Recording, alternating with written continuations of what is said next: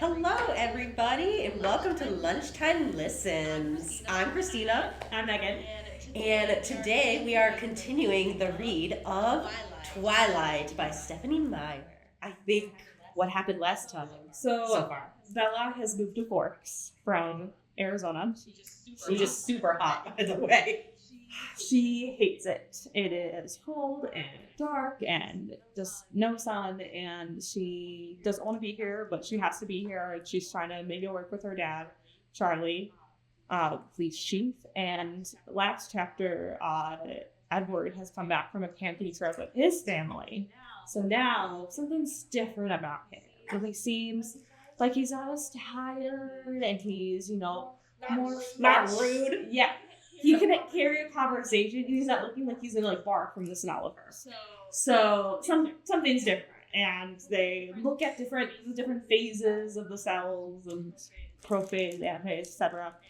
And she's like, "Well, this guy's kind of interesting." Yeah. What could be up with him? I don't know. Something's different. What could it be? Let's see if Bella gets a clue. Chapter 3, Phenomenon. When I opened my eyes in the morning, something was different. It was the light. It was still the gray-green light of a cloudy day in the forest, but it was clearer somehow. I realized there was no fog veiling my window. I jumped up to look outside, and then groaned in horror. A fine layer of snow covered the yard, dusted the top of my truck, and whitened the road. She does not like the weather. But that wasn't the worst part. All the rain from yesterday had frozen solid, coating the needles on the trees in fantastic, gorgeous patterns, and making the driveway a dead-bright ice sweat. I had enough trouble not falling down when the ground was dry. It might be safer for me to go back to bed now. I love how she's the classic clumsy girl. So quirky, so clumsy. Charlie had left for work before I got downstairs. In a lot of ways, living with Charlie was like having my own place, and I found myself reveling in the loneliness instead of being lonely. I threw down a quick bowl of cereal and some orange juice in the carton. I felt excited to go to school, and that scared me. I knew it wasn't the stimulating learning environment I was anticipating, or seeing my new set of friends. If I was being honest with myself, I knew I was eager to get to school because I would see Edward Cullen, and that was very, very stupid. I should be avoiding him entirely after my brainless and embarrassing babbling yesterday. And I was suspicious of him. Why should he lie about his eyes? I was still frightened of the hostility I sometimes felt emanating from him, and I was still tongue-tied whenever I pictured his perfect face. I was well aware that my league and his league were spheres that did not touch, so I shouldn't be at all anxious to see him today. It took every ounce of my concentration to make it down the icy brick driveway alive. I almost lost my balance when I finally got to the truck, but I managed to cling to the side mirror and save myself. Clearly, today was going to be nightmarish. Driving to school, I distracted myself from my fear of falling and my unwanted speculations about Edward Cullen by thinking about Mike and Eric, and the obvious difference in how teenage boys responded to me here. I was sure I looked exactly the same as I had in Phoenix. Maybe it was just that the boys back home had watched me press slowly through all the awkward phases of adolescence and still thought of me that way. Perhaps it was because I was a novelty here, where novelties were few and far between. Possibly my crippling clumsiness was seen as endearing rather than pathetic, cast me as a damsel in distress. Whatever the reason, Mike's puppy dog behavior and Eric's apparent rivalry with him were disconcerting. I wasn't sure if I preferred being ignored. My truck seemed to have no problem with the black ice that covered the roads. I drove very slowly, though, not wanting to carve a path of destruction through Main Street. When I got out of my truck at school, I saw why I had so little trouble. Something silver caught my eye, and I walked to the back of the truck, carefully holding the side for support, and to examine my tires. There were thin chains crisscrossed in diamond shapes around them. Charlie had gotten up who knows how early to put snow chains on my truck. My throat suddenly felt tight. I wasn't used to being taken care of, and Charlie's unspoken concern caught me by surprise. Girl dad. I was standing by the back of the corner of the truck, struggling to fight back the sudden wave of emotion all the snow chains had brought on when I heard an odd sound. It was a high-pitched screech, and it was fast becoming painfully loud. I looked up, startled. I saw several things simultaneously. Nothing was moving in slow motion the way it does in movies. Instead, the adrenaline rush seemed to make my brain work much faster. I was able to absorb in clear detail several things at once. Edward Cullen was staying 4 cars down away from me. Y'all know where this is going. Staring at me in horror. His face stood out from a sea of faces, all frozen in the same mask of shock. But of more immediate importance was the dark blue van I was skidding, tires locked and squealing against the brakes, spinning wildly across the ice in the parking lot. It was going to hit the back corner of my truck, and I was standing between them. I didn't even have time to close my eyes. Just before I heard the shattering crunch of the van folding itself around the truck bed, something hit me hard, but not from the direction I was expecting. My head cracked against the icy blacktop, and I felt something solid and cold pinning me to the ground. I was lying on the pavement behind the tan car I parked next to, but I didn't have a chance to notice anything else because the van was still coming. It had curled gratingly around the end of the truck, and, still spinning and sliding, it was about to collide with me again. A low oath made me aware that someone was with me, and the voice was impossible not to recognize. 2 long white hands shot out protectively in front of me, and the van shuddered to a stop a foot from my face. The large hands fitting like providentially into a deep dent in the side of the van's body. Then his hands moved so fast they blurred. One was suddenly gripping under the body of the van, and something was dragging me, swinging my legs around like a brown doll's, should I hit the tire of the car. A groaning metallic thud hurt my ears, and the van settled, glass popping onto the asphalt, exactly where, a second ago, my legs had been. It was absolutely silent for 1 long second before the screaming began. In the abrupt bedlam, I could hear more than one person shouting my name, but more clearly than all the yelling, I could hear Edward Cullen's low, frantic voice in my ear. Bella, are you all right? I'm fine. My voice sounded strange. I tried to sit up, and realized he was holding me against the side of his body in an iron grasp. Be careful, he warned as I struggled. I think you hit your head pretty hard. I became aware of a throbbing ache centered above my left ear. How? I said, surprised. That's what I thought. His voice, amazingly, sounded like he was suppressing laughter.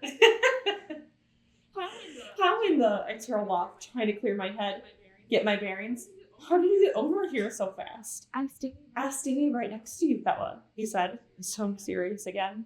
I turned to sit up, and this time he let me, releasing his hold against my waist and sliding as far from me as he could in limited space. I looked at his concerned, innocent expression, and was disoriented again by the force of his gold-colored eyes. What was I asking him? And then they found us, a crowd of people with tears streaming down their faces, shouting at each other, shouting at us. Don't move, someone instructed. Get Tyler out of the van, someone else shouted. There was a flurry of activity around us. I tried to get up, but Edward's cold hand pushed my shoulder down. Just stay put for now. But it's cold, I complained. It surprised me when he chuckled under his breath. There was an edge to the sound. You were over there, I suddenly remembered, and his chuckle stopped short. You were by our car. His expression turned hard. No, I wasn't. I saw you. All around us was chaos. I could hear the gruffer voices of adults arriving on the scene. But I obstinately held on to our argument. I was right, and he was going to admit it. Bella, I was standing with you, and I pulled you out of the way. He unleashed the full, devastating power of his eyes on me. Gaslighter. Jeez, Edward. We know the truth. I saw you. He unleashed the full, devastating power of his eyes on me, as if trying to communicate something crucial. No, I set my jaw. The gold in his eyes blazed. Please, Bella. Why? I demanded. Trust me, he pleaded, his voice overwhelming. I could hear the sirens now. Will you promise to explain everything to me later? Fine, he snapped, abruptly exasperated.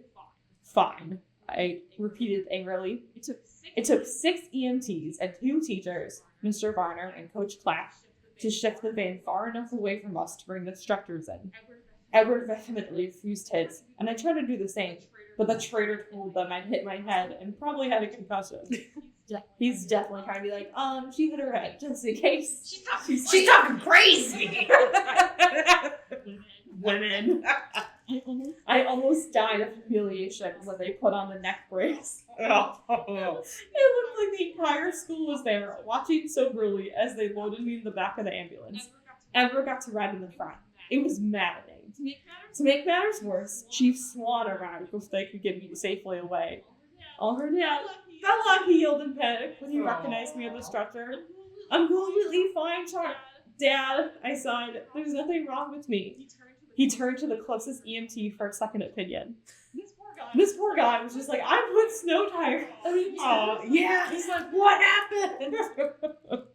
When they lifted me away from the car, I had seen the deep dent in the tan car's bumper. A very distinct dent that fit the contours of Edward's shoulders. ... As if he had braced himself against the car with enough force to damage the metal frame. ... Suspicious. And then there was his family, looking on from the distance with expressions that ranged from disapproval to fury, but held no hint of concern for their brother's safety. I tried to think of a logical solution that could explain what I had just seen. A solution that excluded the assumption that I was insane. Naturally, the ambulance got a police escort to the Funky Hospital. I felt ridiculous the whole time they were unloading me. What made it worse was that Edward simply glided through the hospital doors under his own power. I ground my teeth together. They put me in the emergency room, a long room with a line of beds separated by pastel-patterned curtains. A nurse put a pressure cuff on my arm and a thermometer under my tongue. Since no one bothered pulling the curtain around to give me some privacy, I decided I wasn't obligated to wear the stupid-looking neck brace anymore. When the nurse walked away, I quickly unfastened the Velcro and threw it under the bed. There was another flurry of hospital personnel, another stretcher brought to the bed next to me.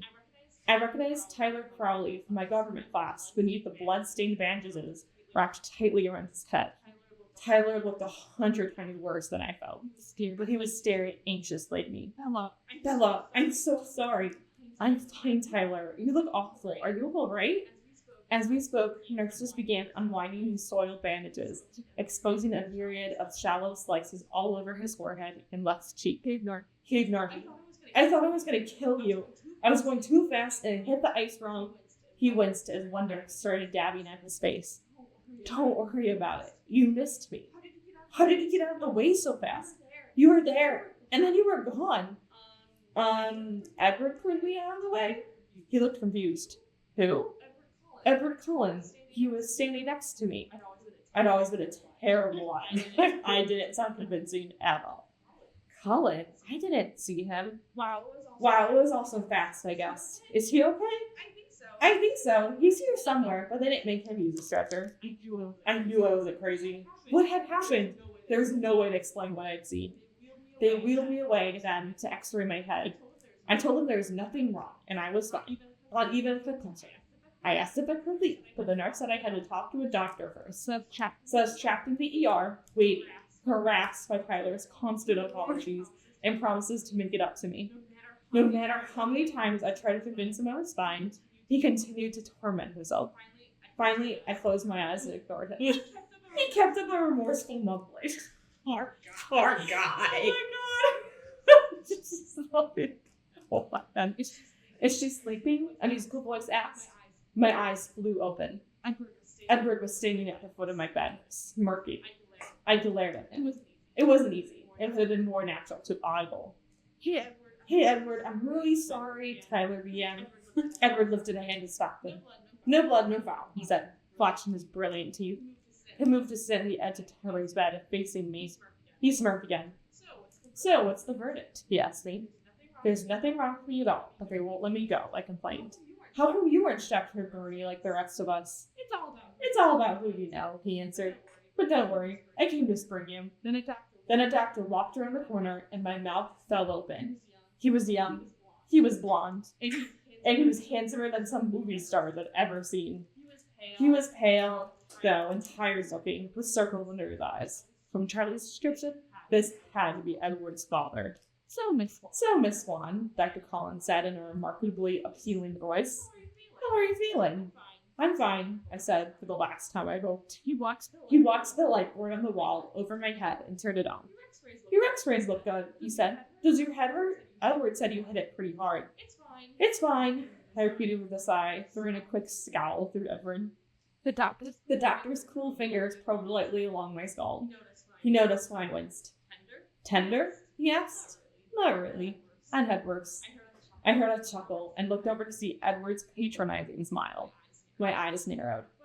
Well, your father is in the waiting room. You can go home with him now. But come back if you feel dizzy or have trouble with your eyesight at all. Can't I go back to school? I asked, imagining Charlie trying to be attentive. Maybe you should take it easy today. I glanced at Edward. Does he get to go to school? Someone has to spread the good news that we survived, Edward said smugly. Actually, Dr. Cullen corrected, most of the school seems to be in the waiting room. Oh my God, can you imagine? Oh no, I moaned, covering my face with my hands. Dr. Cullen raised his eyebrows. Do you want to stay? No, I insisted, throwing my legs over the side of the bed and hopping down quickly. Too quickly. I staggered, and Dr. Cullen caught me. He looked concerned. I'm fine, I assured him again. No need to tell him my balance problems had nothing to do with my head. Take some Tylenol for the pain, he suggested as he said to me. It doesn't hurt that bad, I insisted. It sounds like you were extremely lucky, Dr. Cullen said, smiling as he signed my chart with a flourish. Lucky Edward happened to be standing next to me, I amended, with a hard glance at the subject of my statement. Oh, well, yes, Dr. Cullen agreed, suddenly occupied with the papers in front of him. Then he looked away at Tyler and walked to the next bed. My intuition flickered. The doctor was in on it. He's in on it. She's like, there's a big conspiracy. And all revolves around me. She's not wrong. Imagine if this was all like in her head. Like it was like she was just imagining all of this. Like you find out at the end of the book it was all just like a fever dream. And it was all just a dream. She hit her head and she was in a coma. Boom. Head of book. Yeah. As soon as the doctor's back was turned, I moved to Edward's side. Can I talk to you for a minute? I hissed under my breath. He took a step back from me. His jaw suddenly clenched. Your father is waiting for you, he said through his teeth. I glanced at Dr. Cullen Tyler. I'd like to speak with you alone, if you don't mind, I pressed. He glared, and then turned his back and strode down the long room, and nearly had to run to keep up. As soon as we turned the corner into a short hallway, he spun around to face me. What do you want? He asked, sounding annoyed. His eyes were cold. His unfriendliness intimidated me. My words came out with less severity than I intended. You owe me an explanation, I reminded him. I saved your life. I don't owe you anything. I fledged back from the resentment in his voice. You promised. Bella, you hit your head. You don't know what you're talking about. His tone was cutting. My temper flared now, and I glared defiantly at him. There's nothing wrong with my head. He glared back. What do you want from me, Bella? I want to know the truth, I said. I want to know why I'm lying for you. What do you think happened? He snapped. It came out in a rush. All I know is that you weren't anywhere near me. Tyler didn't see you either, so don't tell me to hit my head too hard. That van was going to crush us both. And it didn't. And your hands left a dent in the side of it. And you left a dent in the other car. And you're not hurt at all. And the van should have snatched my legs, but you were holding it up. I could hear how crazy it sounded. And I couldn't continue. I was so mad. I could feel the tears coming. I tried to force them back by grinding my teeth together. He was staring at me incredulously. But his face was tense. Defensive. You think I lifted a van off you? His tone questioned my sanity, but it only made me more suspicious. It was like a perfectly delivered line by a skilled laughter. And you're like nodded once, jaw tight. Nobody will believe that, you know. This was held an edge of derision now. I'm not going to tell anybody. I said each word slowly, carefully controlling my anger. His pride flitted across his face. Then why does it matter? It matters? It matters to me, I insisted. I don't like to lie, so there better be a good reason why I'm doing it. Can you just thank me and get over it? Thank you. I waited, fuming and expectant. You're not going to let it go, are you? No. In that case, I hope you enjoy disappointment. We scowled at each other in silence. I was the first to speak, trying to keep myself focused. I was in danger of being distracted by his livid, glorious face. It was like trying to stare down a destroying angel. Like, why did you even bother? I asked frigidly. He paused, and for a brief moment, his stunning face was unexpectedly vulnerable. I don't know, he whispered. And then he turned his back on me and walked away. I was so angry. It took me a few minutes until I could move. When I could walk, I made my way slowly to the exit at the end of the hallway. The waiting room was more unpleasant than I'd feared. It seemed like every face I knew in Forks was there, staring at me. Charlie rushed to my side. I put up my hands. There's nothing wrong with me, I assured him sullenly. I was still aggravated, not in the mood for chit-chat. What did the doctor say? Dr. Collins saw me and he said I was fine and I could go home. I sighed. Mike and Jessica and Eric were all there, beginning to converge on us. Let's go, I urged. Charlie put up one arm behind my back, not quite touching me, and led me to the glass doors of the exit. I winked sheepishly at my friends, hoping to convey that they didn't need to worry anymore. It was a huge relief, the first time I'd ever felt that way, to get into the cruiser. We drove in silence. I was so wrapped up in my thoughts that I barely knew Charlie was there. I was positive that Edward's defensive behavior in the hall was a confirmation of the bizarre things I still could hardly believe I witnessed. When we got to the house, Charlie finally spoke. You'll need to call Renee. He hung his head. Guilty. I was appalled. You told Mom? Sorry. I slammed the cruiser's door a little harder than necessary on my way out. It's your mom. Charlie's the dad. He's like, oh, sorry, kid. My mom was in hysterics, of course. I had to tell her I felt fine at least 30 times before she would calm down. She begged me to come home, forgetting the fact that home was empty at the moment, but her pleas were easier to resist than I would have thought. I was consumed by the mystery Edward presented, and more than a little obsessed by Edward himself. Stupid. I wasn't as eager to escape Forks as I should be, as any normal, sane person would be. I decided I might as well go to bed early that night. Charlie continued to watch me anxiously, and I was getting on my nerves. I stopped on my way to grab 3 Tylenol from the bathroom. They did help, and as the pain eased, I drifted to sleep.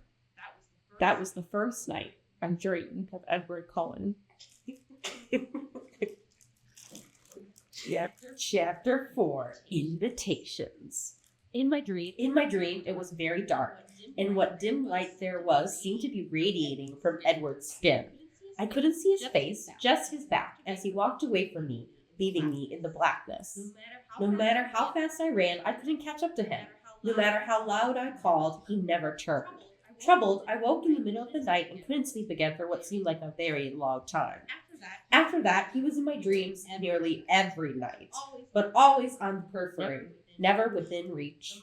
The month that followed the accident was uneasy, tense, and at first embarrassing. To my dismay, I found myself the center of attention for the rest of that week. She was already gathering attention before, so I'm like, are you really that surprised? No.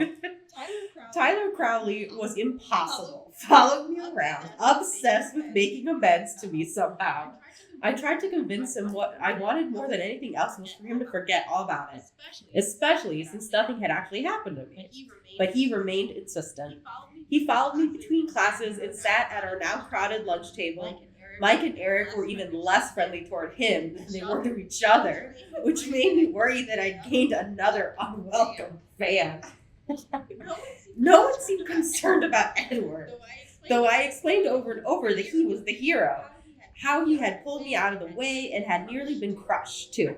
I tried to be convincing. Jessica, Mike, Eric, and everyone else always commented that they hadn't even seen him there till the van was pulled away. I wondered to myself why no one else had seen him standing so far away before he was suddenly, impossibly saving my life. With chagrin, I realized the probable cause. No one else was as aware of Edward as I always was.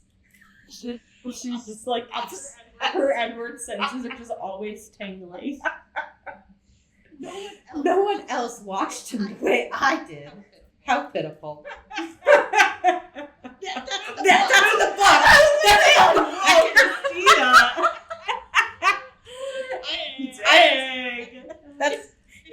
It's canon. It's in the book. Edward was never surrounded by crowds of curious bystanders eager for his first-hand account. People avoided him as usual. The Cullens and the Hales sat at the same table as always, not eating, talking only among themselves. None of them, especially Edward, glanced my way anymore. When he sat next to me in class, as far from me as the table would allow, he seemed totally unaware of my presence.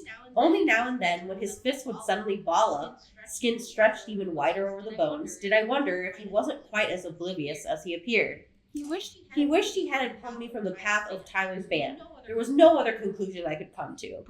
I wanted very much to talk to him, and the day after the accident, I tried. The last time I'd seen him outside the ER, we'd both been so furious. I still was angry that he wouldn't trust me with the truth, even though I was keeping my part of the bargain flawlessly. But he had, in fact, saved my life, no matter how he'd done it. And overnight, the heat of my anger faded into awed gratitude. He was already seated when I got to biology, looking straight ahead. I sat down, expecting him to turn toward me. He showed no sign that he realized I was there. "Hello, Edward," I said pleasantly, to show him I was going to behave myself. He turned his head a fraction toward me without meeting my gaze, nodded once, and then looked the other way. And that was the last contact I had with him, though he was there, a foot away from me, every day. I watched him sometimes, unable to stop myself from a distance, though, in the cafeteria or parking lot. I watched as his golden eyes grew perceptibly darker day by day. But in class, I gave no more notice that he existed than he showed toward me. I was miserable, and the dreams continued.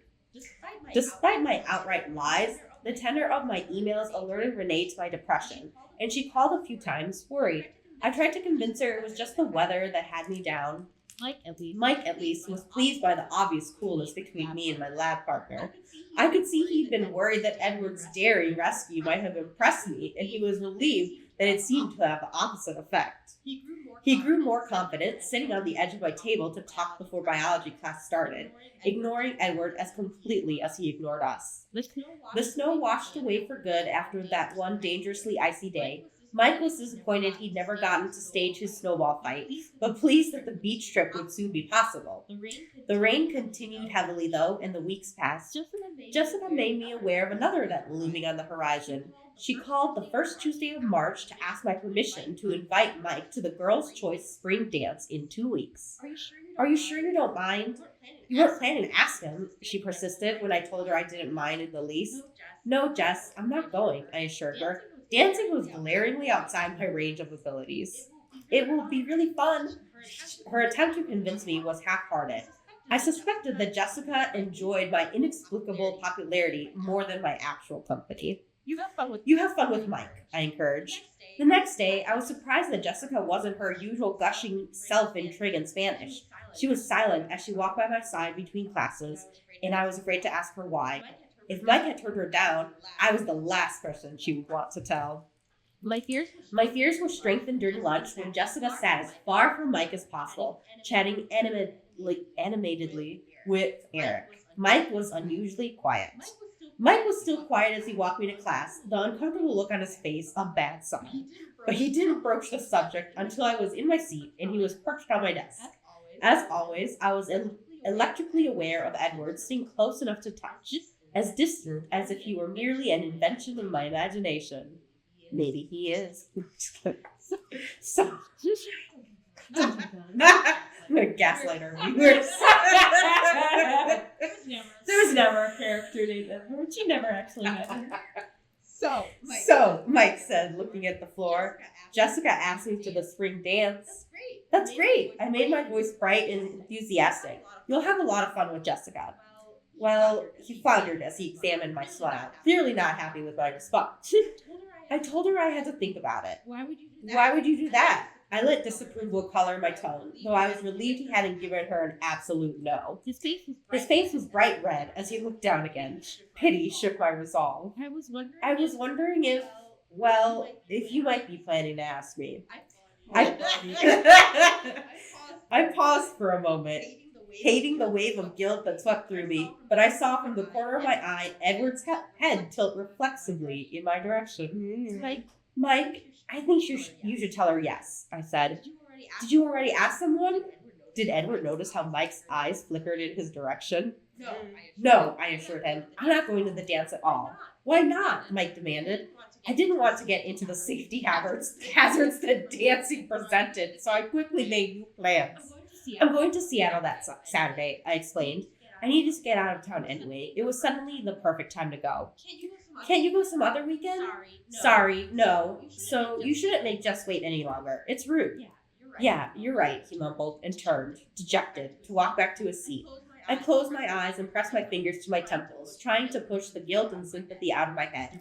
Mr. Banner began talking. I sighed and opened my eyes, and Edward was staring at me curiously, that same familiar edge of frustration, even more distinct now in his black eyes. I stared back, surprised, expecting him to look quickly away, but instead he continued to gaze with probing intensity into my eyes. There was no question of me looking away. My hands started to shake. Mr. Cullen, the teacher called, seeking the answer to a question that I hadn't heard. The Krebs cycle, Edward answered, seeming reluctant as he turned to look at Mr. Banner. I looked down at my book as soon as his eyes released me, trying to find my place. Cowardly as ever, I shifted my hair over my right shoulder to hide my face. I couldn't believe the rush of emotion pulsing through me. Just because he'd happened to look at me for the first time in a half dozen weeks, I couldn't allow him to have this level of influence over me. It was pathetic. More than pathetic. It was unhealthy. I tried very hard not to be aware of him for the rest of the hour, and since that was impossible, at least not to let him know that I was aware of him. When the bell rang at last, I turned my back to him to gather my things, expecting him to leave immediately as usual. Bella? His voice shouldn't have been so familiar to me, as if I'd known the sound of it all my life, rather than for just a few short weeks. I turned slowly, unwillingly. I didn't want to feel what I knew I would feel when I looked at his too perfect face. My expression was wary when I finally turned to him. His expression was unreadable. He didn't say anything. What? Are you speaking to me again? I finally asked, an unintentional note of petulance in my voice. His lips twitched, fighting a smile. No, not really, he admitted. I closed my eyes and inhaled slowly through my nose, aware that I was gritting my teeth. He waited. Then what do you want, Edward? I asked, keeping my eyes closed. It was easier to talk to him coherently that way. I'm sorry. He sounded sincere. I'm being very rude, I know, but it's better this way, really. I opened my eyes. His face was very serious. I don't know what you mean, I said, my voice guarded. It's better if we're not friends, he explained. Trust me. My eyes narrowed. I'd heard that before. It's too bad you didn't figure that out earlier, I hissed through my teeth. You could have saved yourself all this regret. Regret? The word and my tone obviously caught him off guard. Regret for what? For not just letting that stupid man squish me. He was astonished. He stared at me in disbelief. When he finally spoke, he almost sounded mad. You think I regret saving your life? I know you do, I snapped. You don't know anything. He was definitely mad. I turned my head sharply away from him, clenching my jaw against all the wild accusations I wanted to hurl at him. I gathered my books together, then stood and walked to the door. I meant to sweep dramatically out of the room, but of course I caught the toe of my boot on the door jamb and dropped my books. I stood there for a moment, thinking about leaving them. Then I sighed and bent to pick them up. He was there. He'd already stacked them into a pile. He handed them to me, his face hard. Thank you, I said icily. His eyes narrowed. You're welcome, he retorted. I straightened up swiftly, turned away from him again, and stalked off to Jim without looking back. Jim was brutal. We'd moved on to basketball. My team never passed me the ball, so that was good. But I fell down a lot. Sometimes I took people with me. Was she falling just like, ah? I know. What's she tripping on? Today, I was worse than usual because my head was so filled with Edward. I tried to concentrate on my feet, but he kept creeping back into my thoughts just when I really needed my balance. It was a relief, as always, to leave. I almost ran to the truck. There were just so many people I wanted to avoid. The truck had suffered only minimal damage in the accident. I had to replace the taillights, and if I'd had a real paint job, I would have touched that up. Tyler's parents had to sell their van for parts. I almost had a stroke when I rounded the corner and saw a tall, dark figure leaning against the side of my truck. Then I realized that it was just Eric. Just Eric. Sorry, Eric. I started walking again. Hey, Eric, I called. Hi, Bella. What's up? I said as I was unlocking the door. I wasn't paying attention to the uncomfortable edge in his voice, so his next words took me by surprise. I was just wondering if you would go to the spring dance with me. His voice broke on the last word. I thought it was girl's choice, I said, too startled to be diplomatic. I mean, that's what I'm thinking here. Like, why are these guys like, it's not your turn. It's not your turn. They really want her. And they're like, well, they have no chill. No chill. No chill. I feel like I would respond like that too. Like, I thought it was girl's choice. I do that. Oh. Well, yeah, he admitted, shamefaced. I recovered my composure and tried to make my smile warm. Thank you for asking me, but I'm going to be in Seattle that day. Oh, he said, well, maybe next time. Sure, I agreed, and then bit my lip. I wouldn't want him to take that too literally. He slouched off, back toward the school. I heard a low chuckle. Edward was walking past the front of my truck. Of course that was right. He's just chuckling all day long over here. She's got like popcorn watching Bella. Just like mess up every interaction in her life. I'd be so annoyed. Looking straight forward, his lips pressed together. I yanked the door open and jumped inside, slamming it loudly behind me. I revved the engine deafeningly and reversed out into the aisle. Edward was in his car already, 2 spaces down, sliding out smoothly in front of me, cutting me off. Jerk. He stopped there to wait for his family. He stopped in front of her. Wow. That's why you just glare on the floor. He's just laughing. He's just laughing in his car right now. The best time. He really is. I could see the 4 of them walking this way, but still by the cafeteria. I considered taking out the rear of his shiny Volvo, but there was too many witnesses. That's right. I looked in my rearview mirror. A line was beginning to form. Directly behind me, Tyler Crowley was in his recently acquired used Sentra, waving. I was too aggravated to acknowledge him. While I was sitting there, looking everywhere but at the car in front of me, I heard a knock on my passenger side window.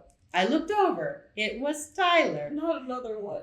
I glanced back in my rearview mirror, confused. His car was still running, the door left open. I leaned across the cab to crank the window down. It was stiff. I got it halfway down, then gave up. I'm sorry, Tyler. I'm stuck behind Cullen. I was annoyed. Obviously, the holdup wasn't my fault. Oh, I know. I just wanted to ask you something while we're trapped here. He grinned. This could not be happening. Will you ask me to the spring dance? He continued. You can't ask someone to ask you. That's not how it works. No. That's not how any of this works. These boys. I'm so thirsty. I'm not going to be in town, Tyler. My voice sounded a little sharp. Basically, at this point, she just needs to make like an announcement over the school intercom. I will not be asking anyone. I will not be going. If you're waiting for me to ask you, don't and accept every other ask. Yes. I do not like you. Please take a hit. Except if you're Edward Cullen. If you're Edward Cullen. I mean, we asked the class. I had to remember it wasn't his fault that Mike and Eric had already used up my quota of patience for the day. True. Yeah, Mike said that. He admitted. I almost threw this book! Then I was talking to Mike about it. Then why? He shrugged. I was hoping you were just letting him down easy. Okay, it was completely his fault. Sorry, Tyler, I said, working to hide my irritation. I really am going out of town. That's cool. We still have prom. Buddy. And before I could respond, he was walking back to his car. I could feel the shock on my face. I looked forward to see Alice, Rosalie, Emmett, and Jasper all sliding into the Volvo. In his rearview mirror, Edward's eyes were on me. He was unquestionably shaking with laughter, as if he'd heard every word Tyler had said. I bet you this buddy, like, he knew. He made it happen! He heard Tyler's little thoughts being like, oh, if I could only catch her. He thought, you know what? Let me just park her here. Told his family to be like, walk the slowest possible pace you have ever walked in your life. Alice saw a vision. My foot itched toward the gas pedal. One little bump wouldn't hurt any of them. Just that glossy silver paint job. I revved the engine. But they were all in and Edward was speeding away. I drove home slowly, carefully, muttering to myself the whole way. When I got home, I decided to make chicken enchiladas for dinner. It was a long process and it would keep me busy. While I was simmering the onions and chilies, the phone rang. I was almost afraid to answer it, but it might be Charlie or my mom. It was Jessica, and she was jubilant. Mike had caught her after school to accept her invitation. I celebrated with her briefly while I stirred. She had to go. She wanted to call Angela and Lauren to tell them. I suggested, with casual innocence, that maybe Angela, the shy girl who had biology with me, could ask Eric, and Lauren, a standoffish girl who had always ignored me at the lunch table, which is why we never remember her, could ask. I definitely did not. I was like, who's Lauren? I was like, it's not Anna Kendrick. It's not that other girl. I know, I'm like, is she even in the movie? She got cut because she was mean. I said, no bad vibes. Yeah. Could ask Tyler. I'd heard he was still available. Just thought that was a great idea. Now that she was sure of Mike, she actually sounded sincere when she said she had wished I would go to the dance. I gave her my Seattle excuse. After I hung up, I tried to concentrate on dinner, dicing the chicken especially. I didn't want to take another trip to the emergency room, but my head was spinning, trying to analyze every word Edward had spoken today. What did he mean it was better if we weren't friends? My stomach twisted as I realized what he must have meant. He must see how absorbed I was by him. He must not want to lead me on, so we couldn't even be friends, because he wasn't interested in me at all. Of course he wasn't interested in me, I thought angrily, my eyes stinging, a delayed reaction to the onions. I wasn't interesting, and he was. Interesting and brilliant and mysterious and perfect and beautiful and possibly able to lift full-size pants with one hand. He's not a man.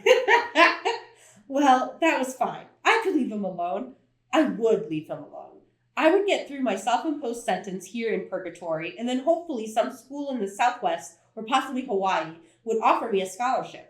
I focused my thoughts on sunny beaches and palm trees as I finished the enchiladas and put them in the oven. Charlie seemed suspicious when he came home and smelled the green peppers. I couldn't blame him. The closest edible Mexican food was probably in Southern California, but he was a cop, even if just a small-town cop, so he was brave enough to take the first bite. He seemed to like it. It was fun to watch as he slowly began trusting me in the kitchen. Dad, I asked when he was almost done. Yeah, Bella? I just wanted to let you know that I'm going to Seattle for the day a week from Saturday, if that's okay. I didn't want to ask permission. It set a bad precedent, but I felt rude, so I tacked it on at the end. Why? He sounded surprised, as if he were unable to imagine something that Forks couldn't offer. Well, I wanted to get a few books. The library here is pretty limited. And maybe look at some clothes. You know what's not limited? Our library right here in Deerfield, Illinois. Gotta get in that shout out. I had more money than I was used to having since, thanks to Charlie, I hadn't had to pay for a car. Not that the truck didn't cost me quite a bit in the gas department. That truck probably doesn't get very good gas mileage, he said, echoing my thoughts. I know, I'll stop in Montesano and Olympia and Tacoma if I have to. Are you going all by yourself, he asked, and I couldn't tell if he was suspicious I had a secret boyfriend or just worried about car trouble. Yes. Seattle's a big city. You could get lost, he fretted. Dad, Phoenix is 5 times the size of Seattle, and I can read a map. Don't worry about it. Do you want me to come with you? I tried to be crafty as I hid my horror. That's all right, Dad. I'll probably just be in dressing rooms all day. Very boring. Oh, okay. The thought of sitting in women's clothing stores for any period of time immediately put him off. Thanks, I smiled at him. Will you be back in time for the dance? Only in a town this small would a father know when the high school dances were. No, I don't dance, Dad. I was gonna say though, like, he is the chief. Like, I feel like in a small town, like, the chief would know anyways, like, even if he wasn't a father, because, like, what about, like, kids partying after the dance, you know? In a small town, there's not much else they can do. Yeah. So he thought I'd be on it. Yeah. Just saying. No, I don't dance, Dad. He of all people should understand that. I didn't get my balance problems from my mother. He did understand. Oh, that's right. He realized. The next morning, when I pulled into the parking lot, I deliberately parked as far as possible from the silver Volvo. I didn't want to put myself in the path of too much temptation and end up owing him a new car. We also discussed how it's like it's a Volvo. Like, it's so fancy. I know. It's a shiny Volvo. A shiny Volvo. Getting out of the cab, do they ever say like what type of truck she has? I don't remember. I'm like, is the Volvo the only car that we get like confirmed, like the type, the manufacturer? Because that's kind of funny. A 1963 Chevy pickup. Oh, okay. Thank you. Getting out of the cab, I fumbled with my key and it fell into a puddle at my feet. And as I bent to get it, a wet hand flashed out and grabbed it before I could. I jerked upright. Edward Cullen was right next to me, leaning casually against my truck. How do you do that? I asked in amazed irritation. Do what? He held my key out as he spoke. As I reached for it, he dropped it into my palm. Appear out of thin air. Bella, it's not my fault if you are exceptionally unobservant. Rude. His voice was quiet as usual, velvet, muted. I scowled at his perfect face. His eyes were light again today, a deep golden honey color. Then I had to look down to reassemble my now tangled thoughts. Why the traffic jam last night? I demanded, still looking away. I thought you were supposed to be pretending I don't exist, not irritating me to death. That was for Tyler's sake, not mine. I had to give him his chance, he snickered. I gasped. I couldn't think of a bad enough word. It felt like the heat of my anger should physically burn him, but he only seemed more amused. And I'm not pretending you don't exist, he continued. So you are trying to irritate me to death, since Tyler's van didn't do the job? Anger flashed in his tawny eyes. His lips pressed into a hard line, all signs of humor gone. Bella, you are utterly absurd, he said, his low voice cold. My palms tingled. I wanted so badly to hit something. I was surprised at myself. I was usually a non-violent person. I turned my back and started to walk away. Wait, he called. I kept walking, sloshing angrily through the rain, but he was next to me, easily keeping pace. I'm sorry, that was rude, he said as we walked. I ignored him. I'm not saying it isn't true, he continued, but it was rude to say it anyway. Why won't you leave me alone? I grumbled. I wanted to ask you something, but you sidetracked me, he chuckled. He seemed to have recovered his good humor. Do you have a multiple personality disorder? I asked severely. You're doing it again. I sighed. Fine then. What do you want to ask? I was wondering if a week from Saturday, the day of the spring dance. Are you trying to be funny? I interrupted him, wheeling toward him. My face got drenched as I looked up at his expression. His eyes were wickedly amused. Will you please allow me to finish? I bit my lip and clasped my hands together, interlocking my fingers so I couldn't do anything rash. I heard you say that you were going to Seattle that day, and I was wondering if you wanted a ride. That was unexpected. What? I wasn't sure what he was getting at. Do you want to ride to Seattle? With who? I asked, mystified. Myself, obviously. He enunciated every syllable as if he were talking to someone mentally handicapped. I was still stunned. Why? Well, I was planning to go to Seattle in the next few weeks, and to be honest, I'm not sure if your truck can make it. My truck works just fine, thank you very much for your concern. I started to walk away, but I was too surprised to maintain the same level of anger. But can your truck make it there on one tank of gas? He matched my pace again. I don't see how that is any of your business. Stupid shiny Volvo owner. The wasting of finite resources is everyone's business. Honestly, Edward, I felt a thrill go through me as I said his name, and I hated it. I can't keep up with you. I thought you didn't want to be my friend. I said it would be better if we weren't friends, not that I didn't want to be. Oh, thanks. Now that's all cleared up. Heavy sarcasm. I realized I had stopped walking again. We were under the shelter of the cafeteria roof now, so I could more easily look at his face, which certainly didn't help my clarity of thought. It would be more prudent for you not to be my friend. But I'm tired of trying to stay away from you, Bella. His eyes were gloriously intense as he uttered that last sentence, his voice smoldering. I couldn't remember how to breathe. Will you go with me to Seattle, he asked, still intense. I couldn't speak yet, so I just nodded. He smiled briefly, and then his face became serious. You really should stay away from me, he warned. I'll see you in class. He turned abruptly and walked back the way he'd come. Oh, Edward. Bella's in it now. She's in it now. Can't stay away. Oh, Too mesmerized by his intense eyes. his beauty, his Volvo, his Oh, well, that was chapter 3 and 4 of Twilight by Stephanie Meyer. Thank you for joining us for this lunchtime listens. Again, I'm Christina. I'm Megan. And thanks for watching. Bye.